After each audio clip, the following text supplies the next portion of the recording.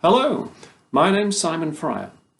I'm a cellist and I'm playing a concert for the Regina Musical Club on Sunday with my fabulous colleague, pianist Catherine Dowling. And if you don't mind, I'd like to tell you a little bit about that concert. 2020 has become a landmark year in many ways. But before pandemics took the stage, it was to be known as the 250th anniversary of Beethoven's birth. Celebrations were planned around the world, and the great man was to receive an appropriately grand tribute. Sadly, the coronavirus has hogged that stage, and most of the music world's good intentions were lost to cancellation and isolation. This helps me feel more than fortunate to be able to present all 5 of Beethoven's cello sonatas with my wonderful colleague Catherine Dowling in one concert for the Regina Musical Club this Sunday afternoon. Why all the sonatas? Well, because they span all 3 periods of Beethoven's compositional output, and the cello sonatas essentially depict his entire life story. 2 sonatas from the early period, 1 from the middle, and 2 from the late allow us to observe as Beethoven transforms from confident virtuoso to supreme master, and then beyond that to something of a mystic, exploring strange new worlds and a dramatic transfiguration. The first sonata, Opus 5, number 1, dating from 1796, when Beethoven was a mere 26 years old, feels experimental, as if Beethoven is exploring the unknown.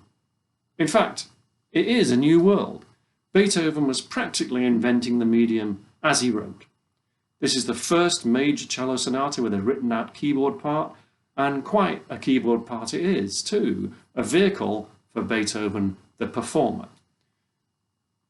Beethoven had paid a visit to the Berlin court of Friedrich Wilhelm II, King of Prussia, and he had composed the Opus 5 sonatas in honor of the occasion.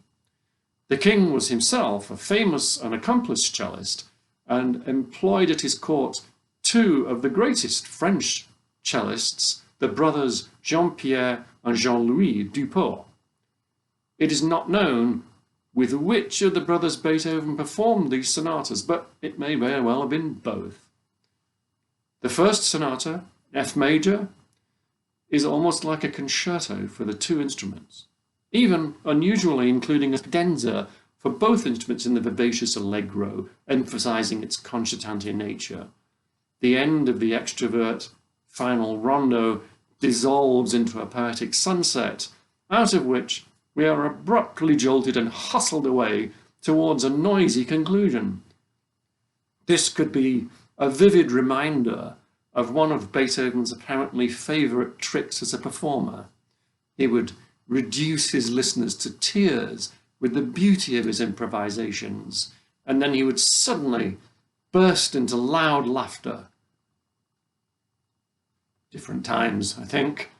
But anyway, the opening of the cello sonata in G minor, number 2, so Opus 5, number 2, by far the most substantial of the few works that Beethoven even wrote in this key. This one takes us firmly into the opera house. The dramatic opening chord launches a suspenseful atmosphere from which emerges a poignant aria and an eventual journey through an introduction that is practically a full movement in its own right. Lengthy silences hover, and we transition to the allegro molto piuttosto presto, the most explosive and surely the longest movement of any duo sonata written up until that time.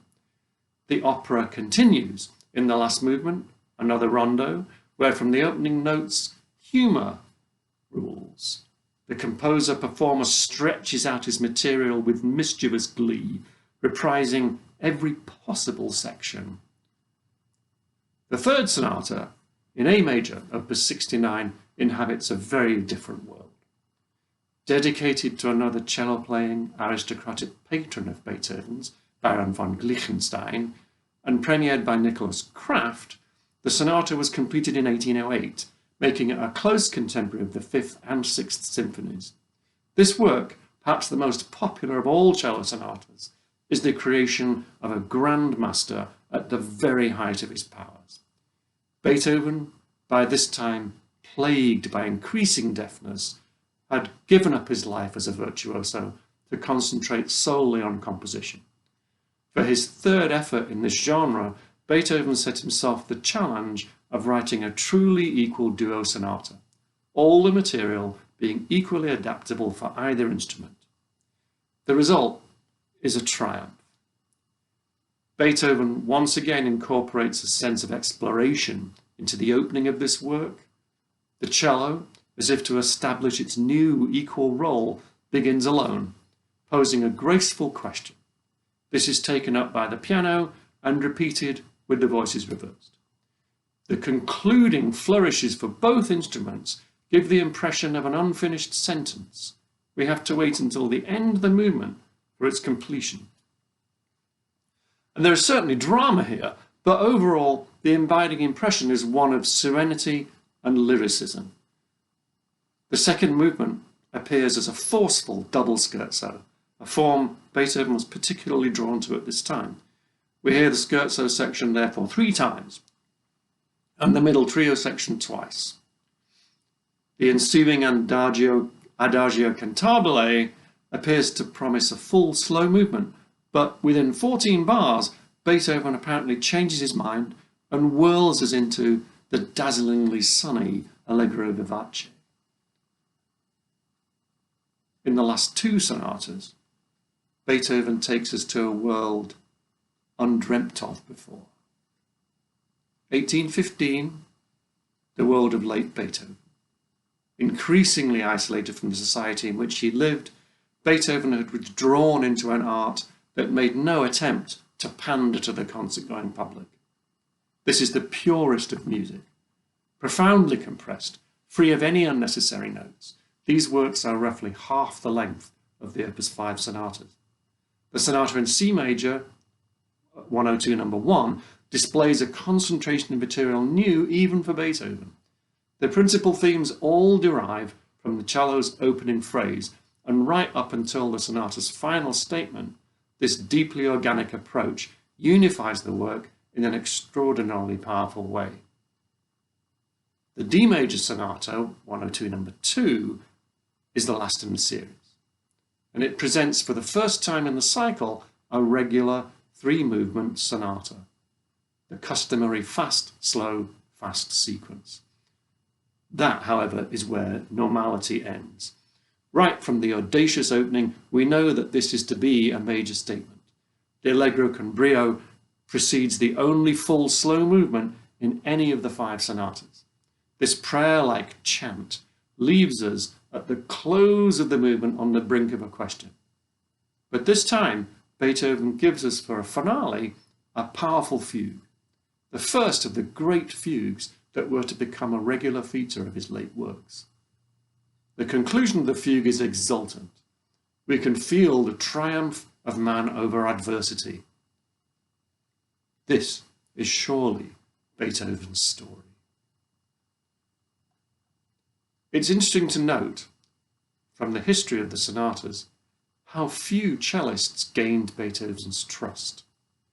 Besides the patrons who contributed financially, there were the Duport brothers, Nicholas Kraft, who was a student of Jean-Louis Duport and for whom the virtuosic cello part of the triple concerto was written, and Josef Linke, the cellist of the Schuppanzig quartet, who was the one who performed the 2 late sonatas.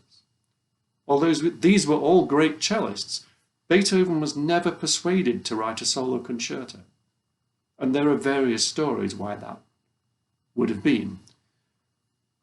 But these 5 sonatas demonstrate a belief on the great man's part in the capability of the instrument that would break ground for the glories of repertoire that were to come. So I hope you'll join us on our journey and celebrate the extraordinary achievement of one of the greatest figures in history. Thank you.